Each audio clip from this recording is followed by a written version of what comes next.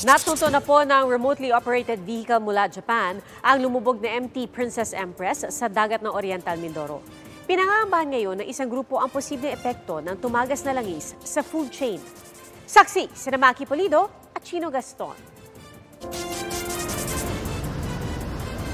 Mula sa ere, kita na ang pangingitim ng pampang ng Pola Oriental Mindoro at ang langis na papalapit sa Verde Island sa Batangas. Between Batangas and Mindoro, kalat na talaga siya. And it's really there, very near Verde Island already. Hanggang sa ilalim ng dagat, sa lalim na 400 meters, kung saan lumubog ang MT Princess Empress, bakas ang oil spill na banta ngayon sa kabuhayan ng libo-libong mangingisda at iba pang kumukuha ng kabuhayan sa dagat. Natuntun na ng remotely operated vehicle o ROV mula Japan, ang MT Princess Empress may 15 kilometro mula Hilaga, Silangan ng Mindoro. Sinuri ng ROV ang barko para tingnan kung ano-ano pa ang pinagmumulan ng tagas ng langis. Pang-locate lang at sabi may kakayahan siya mag-patch up eh. Kung halimbawa ang maganda lang sa ROV, meron ka ng 3D image ng barko. So pag magpaplano kang i-siphon o anumang action afterwards, maganda-ganda na yung basihan mo. Naasahan natin na makakapaglabas ng opisyal na report kumpanyang ito in 3 maximum of 5 days. Sa Incident Information Center website na nagbibigay ng update sa oil spill, sinabing patuloy ang ugnayan ng RDC Riald Marine Services sa mga otoridad at eksperto para mapigilan ang pagkalat ng oil spill.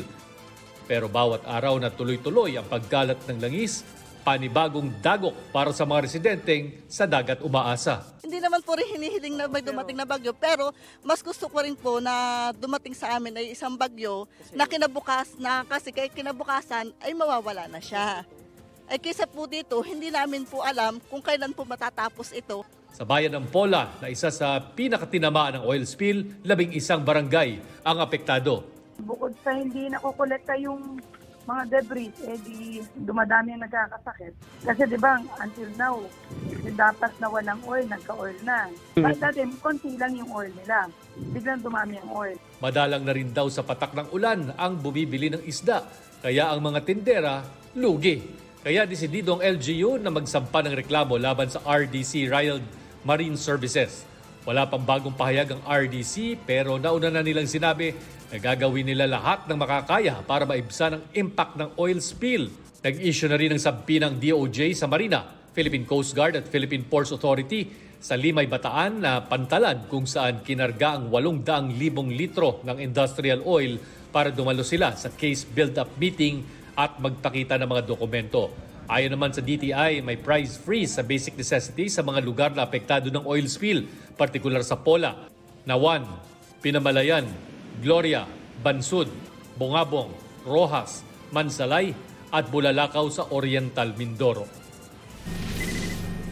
Sa Verde Island sa Batangas, kung saan 3 barangay ang apektado ng oil spill, naglalagay na ng oil spill boom sa mga bakawan sa Barangay San Agapito para mapigilan ang pagkalat ng langis. 14,000 square kilometers ang lawak ng karagatang sakop ng Verde Island Passage. Nasa 200 ang coral species na matatagpuan dito na bumubuhay sa halos 2,000 marine species, pati na mga endangered o nanganganib ng mawala sa mundo. Also includes mangrove forests, seagrass beds, and world-famous coral reefs. In these coral reefs, you find the highest marine biodiversity on the planet.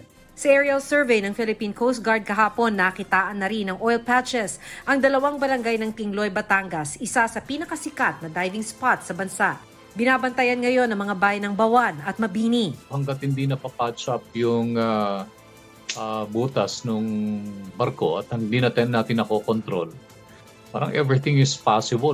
Ang mga kinulektang water samples ng Bureau of Fisheries and Aquatic Resources mula sa 9 na bayan ng Oriental Mindoro, nakitaan na ng traces of petroleum products pero nakapaloob pa rin ang level nito sa standard ng DENR. Meron na ring low-level contaminants sa mga nakuhang fish sample na mapanganib sa mga tao at ibang living organism. Wala pa raw katiyakan ang kanilang pagsusuri sa usaping food safety kaya't patuloy nila itong pag-aaralan. Para sa Grupong C Institute, ang pinsala nito sa food chain ang isa lang sa mga long-term effect ng oil spill.